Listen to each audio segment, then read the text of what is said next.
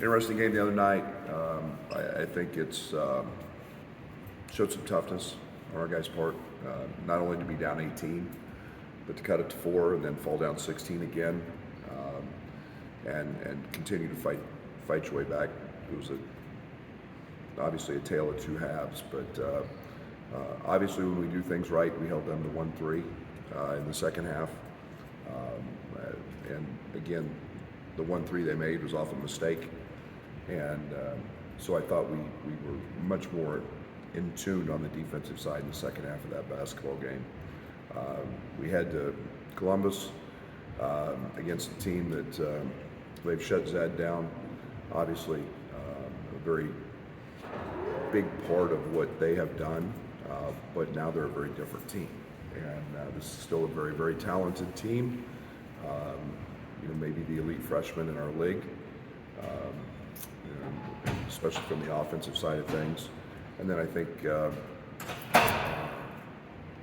this is a team that played exceptionally hard. They played everybody extremely close at home, and we're going to have to go in and play exceptionally well and play very, very hard to beat this team. What's the next day film review of a game like Thursday, where you have maybe two just completely different halves of basketball to talk That's all it about? was. It was two different halves, and we did nothing yesterday. We gave our guys a day off, so today will be that day. Yeah, it's just shocking.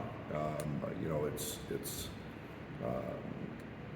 how bad we were.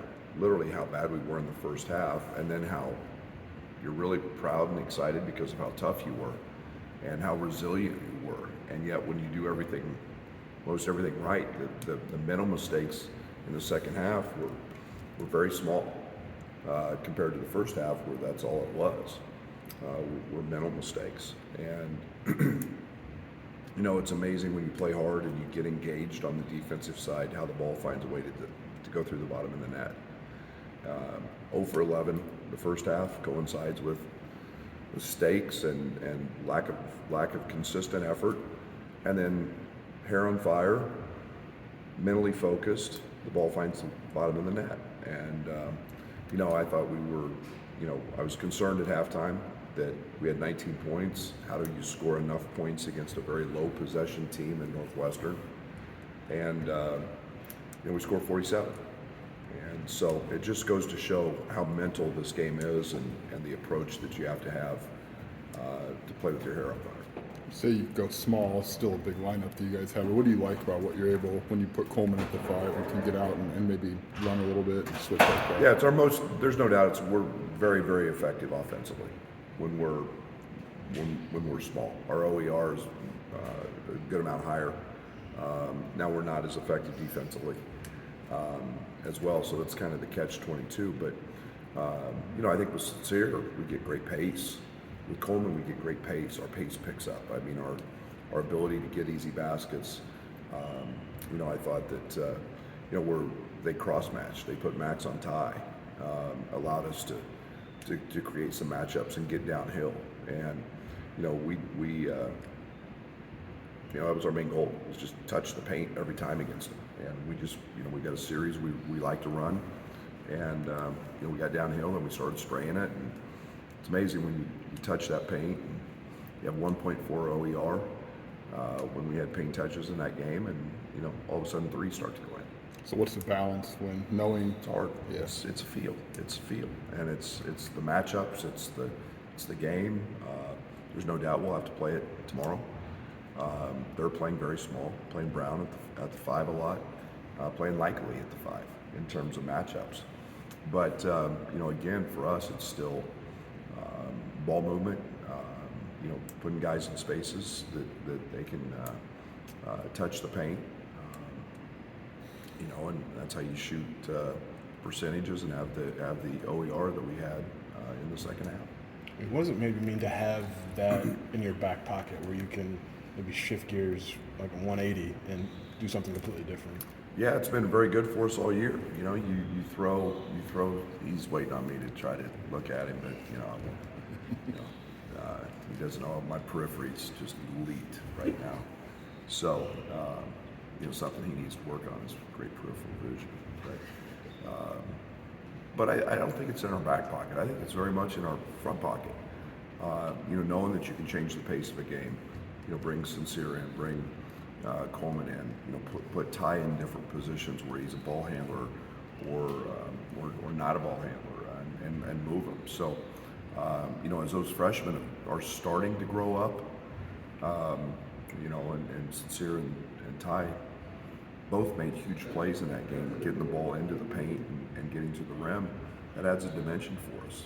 And now all of a sudden that opens up Terrence and Matt and Coleman. Coleman had a tough night shooting it, but he got good looks. So, it's in the front pocket. It's not in the back pocket. Coleman, to me, and what a lot of you guys do, but for that lineup, he feels like the trigger just with his ability to do all of those things from the 5. Is that fair? Yeah, I mean that's our advantage is having Coleman be able to set screens and blur screens and make passes and reads and I still get frustrated with him when he turns open shots down, but again his mindset is facilitate and he does a great job of that. And he made a big drive late in the shot clock and just gave a little pump fake and got him to leave the ground. So it's advantageous for us, and Coleman's really good at that. Finally getting Terrence back and Nico kind of missing that for both or close to all for one of the first times this season. What does that kind of mean for you guys? No, it is the first time we've been since the first few practices. From game standpoint, just to makes practices better. Our practices are way more competitive. We've got everybody. We're not, we're able to build a little bit of a routine and a pattern, having guys healthy, and I'm excited for today's practice because it's truly the first true practice we've had everybody. So that helps our team. Everybody's got, it's like having all the pieces of the puzzle. When you don't have them, you see that hole in the middle, of the puzzle, and that's what this season's been like because of all those injuries and different guys being out. So. It's I guess it's good, never too late. So they'll all help us win games. I guess the younger pieces, like Ty and all freshman years, who have had to step up, then kind of without the team pull. Has there been any, silver lining and kind of maybe advantage to just having to play kind of piecemeal things the last couple months? Yeah, I mean, you're always going to try to find some silver lining. You never know till you're actually whole what it looks like and how it impacts, but you get comfortable one way and something goes down, Terrence goes down, and you've got to move pieces, and so I think the versatility. I think the beauty of the other night was we were tough. There was a toughness that started to develop. We weren't very tough early in the year. I had more people call and talk about how tough we were, and not only to come from 18 down, but to come from 16 down. That very rarely happens, and this team's toughness is starting to show. That's probably the biggest silver lining in all of the craziness that's happened this year, and with people being out. So I'll take that as we head into March. Third, go ahead. Just part of Ohio State, you said looking different, is Chris is playing 4 freshmen in the starting lineup. Just what does that maybe look like? Yeah, they're really talented. One of them's going to be one of the top draft picks, in June. Bryce has had a great year. We're starting to see maturity in their group as well. They're playing exceptionally hard. Thornton's turning into he's a much better player now than he was the first time we played him. A guy that can really get going scoring the ball.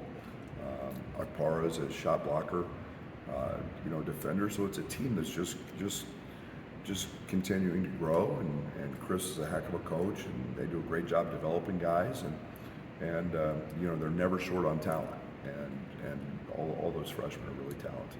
Third game this week, coming off an emotional one, 11 a.m. local time on the road against a team that's sliding. Is there extra conversation about energy in that one? Sure. Great lesson to be learned from the other night, because it was the third game in 5 days. And you know, if you don't bring it for a half, especially on the road, you know, you're in trouble. And you know, we're going to get an Ohio State team on CBS that's going to play really, really hard.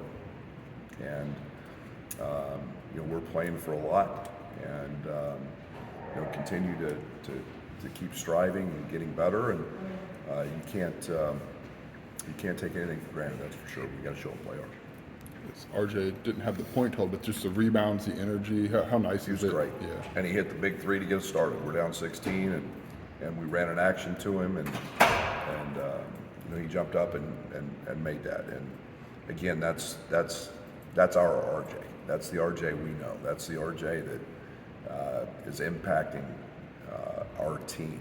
And you know, it's nice to have that RJ back.